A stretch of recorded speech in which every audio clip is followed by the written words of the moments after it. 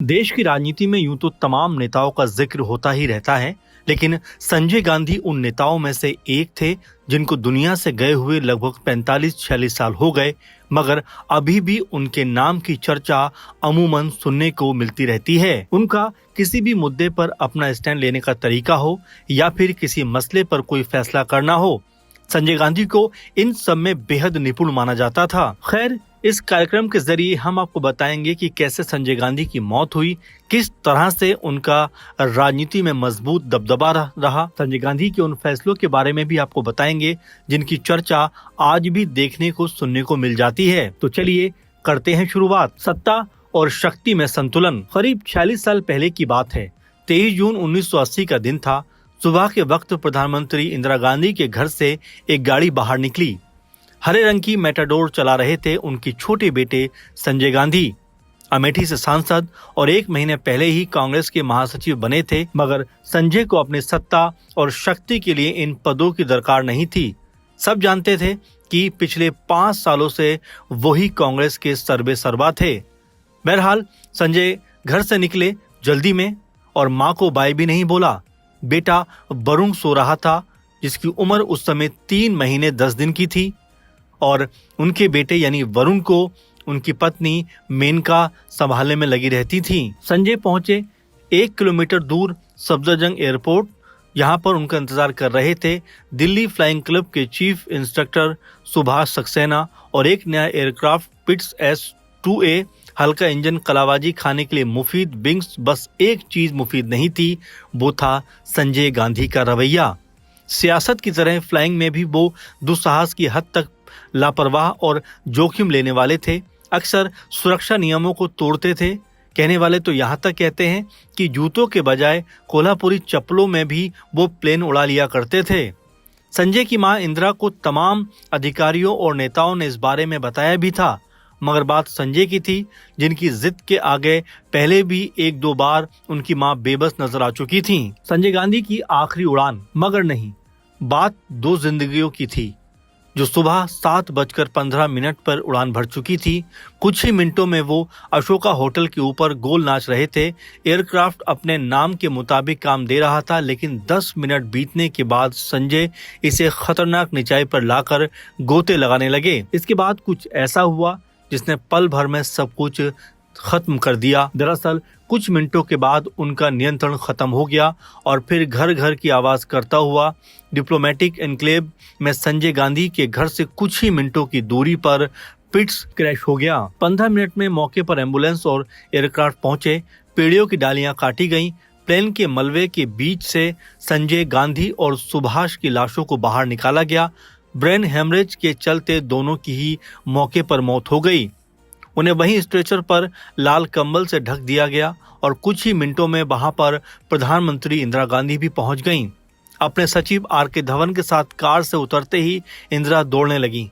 फिर कुछ संभली, मगर बेटे की शक्ल देखने के बाद वहीं पर जोर जोर से रोने लगी। संजय की जिद के आगे बेबस मां इंदिरा को संभालने वाला कोई नहीं था। उनकी ताकत छोटा बेटा और राजनीतिक उत्तराधिकारी संजय अब एक लाश बन चुका था। संजय की बीवी मेनका घर पर थी। बड़ा बेटा राजीव, बहू सोनिया, उनके बच्चे राहुल और प्रियंका इटली में छुट्टियां मना रहे थे। पूरा देश इस खबर से सख्ते में था। सब अपने अपने ढंग से संजय को याद कर रहे थे। विरोधी दलों के तरफ से संजय गांधी को इमरजेंसी की खलनायक के तौर पर पेश किया जा चुका था, जिसकी पहली जिद थी जनता कार बनाना मारुति के नाम से, और इस सपने के लिए मां इंदिरा ने बैंकों की तिजोरियां खुलवा दी। सरकार की हर मुमकिन मदद उनको मिली, मगर बेटा तब तक सरकारें बनाने बिगाड़ने के काम में लग चुका था। इमरजेंसी के दौरान उसने कभी सेंसरशिप की आड़ में पत्रकारों को धमकाने का उनके ऊपर आरोप लगा, तो कभी पूरी की पूरी फिल्म की रील जलवा देने का इल्जाम। कहा तो यहाँ तक जाता है कि तुर्कमान गेट के पास जो मलिन बस्ती थी, उसको हटाने के लिए गोलियां तक चलवा दी थी। इसके साथ ही नसबंदी कार्यक्रम के लिए भी जबरदस्ती करने के आरोप भी उनके ऊपर लगते रहे। मगर लोकतंत्र में पब्लिक सबसे ऊपर होती है, और अब जनता की बारी आई तो ऐसा पलटवार किया कि मां इंदिरा रायबरेली से और बेटा संजय अमेठी से बुरी तरीके से चुनाव हार गए। जब जेल में रहे संजय गांधी, इसके बाद शुरू हुआ ट्रायल का दौर। संजय गांधी पर एक के बाद एक मुकदमे लगे। उनका तमाम वक्त पेशी में बीतता, मगर इसे भी संजय ने शक्ति का प्रदर्शन का जरिया बना लिया। अदालतों में उनके बाहुबली युवा समर्थकों का हुजूम जुटने लगता। ऐसा लगता है कोर्ट रूम में नहीं बल्कि संजय के लिए वहां पर दरबार सज रहा हो। एक रोज 11 महीने की सजा के बाद दिल्ली की 30 हजारी कोर्ट के जज बोहरा ने उन्हें किस्सा कुर्सी का मामले में 1 महीने की सजा सुना दी और इसके बाद जमानत भी नहीं दी। संजय गांधी, जो 1 साल पहले तक देश के हर खड़कते पत्ते को इजाजत दिया करते थे, अब दिल्ली जेल में बंद थे। वैसे कुछ रोज के बाद उन्हें ऊपरी कोर्ट से जमानत मिल गई। सत्ता बदली और संजय भी बदल गए। 1980 के चुनाव में उन्होंने मां को वापस पीएम बनाने के लिए सब पत्ते सही फेंके, युवाओं को जमकर टिकट बांटे। जनता सत्तारूढ़ जनता पार्टी के बंटर बाट से तंग थी। कांग्रेस केंद्र में वापस लौटी और लौटा संजय का रसूख। वो पहला और इकलौता चुनाव भी तभी जीते, अमेठी से ही। जल्द ही उन्होंने मम्मी को एक काम के लिए राजी कर लिया। दरअसल 9 ऐसे राज्य जहां कांग्रेस सत्ता में नहीं थी, उनकी विधानसभा भंग करने का फैसला किया गया। कहा गया कि देश ने नया जनादेश दिया है, इन्हें भी नए सिरे से इसे मानना होगा। चुनाव हुए तो 8 राज्यों में कांग्रेस सत्ता में वापस लौट आई और इसका श्रेय भी संजय को ही दिया गया। उन्होंने सभी जगह अपने लोगों को सीएम की कुर्सी पर बैठाया। संजय के राज्यारोहण की तैयारी शुरू हो चुकी थी। वे अपना राजनीतिक कौशल जाहिर कर चुके थे। ये तो तय था कि अब कांग्रेस में वही होगा जो संजय चाहेंगे। इसलिए तमाम बूढ़े पुराने नेता भी घुटने मोड़कर संजय गांधी के सामने दंडवत करते हुए नजर आने लगे। कांग्रेसी मुख्यमंत्रियों को तो अपनी ऑक्सीजन संजय गांधी की जरिए ही मिलती थी, क्योंकि अक्सर वो उनके घरों के चक्कर लगाते हुए नजर आते थे। संजय के बाद राजीव को मिली सत्ता और तब अचानक संजय चल बसे। सबके समीकरण हिल गए, मगर जल्द ही समझ आ गया कि संजय के बाद अब बारी राजीव गांधी की है। जो नहीं समझे वो संजय की नाराज विधवा पत्नी मेनका गांधी के संग हो लिए।